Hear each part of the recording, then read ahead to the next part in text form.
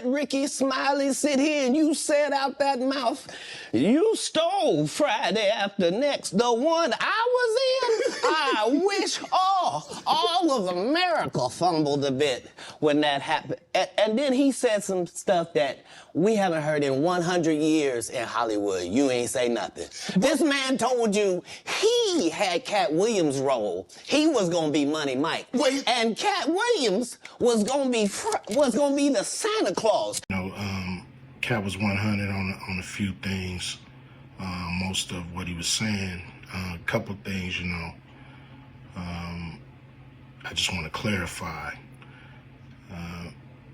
When we bring in a new, comedian, we do have them try out for different roles. So Ricky did give Money Mike a shot.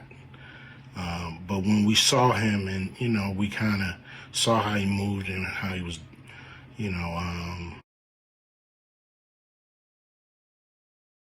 do have them try out for different roles.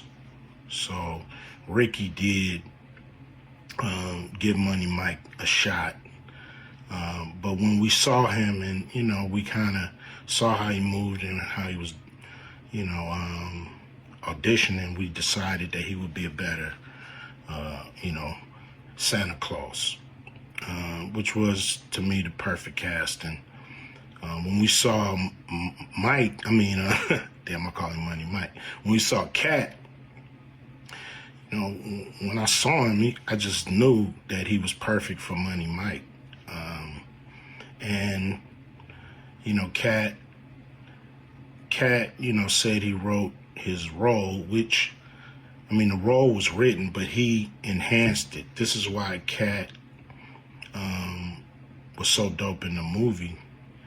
Money Mike had a small role, about as big as the Santa Claus role, but when we start filming, he was giving us such magic that we kept expanding his role and giving him more to do because he was on point. Money Mike in the original script got raped in the bathroom, and that's what Ricky Smiley was okay with. Katt Williams had to take the risk in front of the studios and the cast and our powers that be in his very first movie and say respectfully, humbly, guys, if we're talking about anything else, I have no credibility and I have no pull. But we're talking about comedy, right, where I have all the credibility and all the pull. The problem with Friday After Next is we're trying to make a classic comedy. And this comedy involves a rape. And rape is never funny, no matter who it happens to or what the circumstances are. If you would allow me to allow us to do this movie without a black man getting raped in it, I promise you that it will be twice as funny as it would be with him getting raped.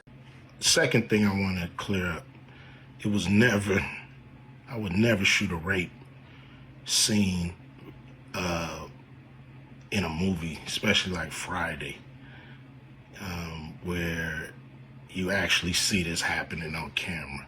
That ain't my style. If you check out any of my movies, they not raunchy.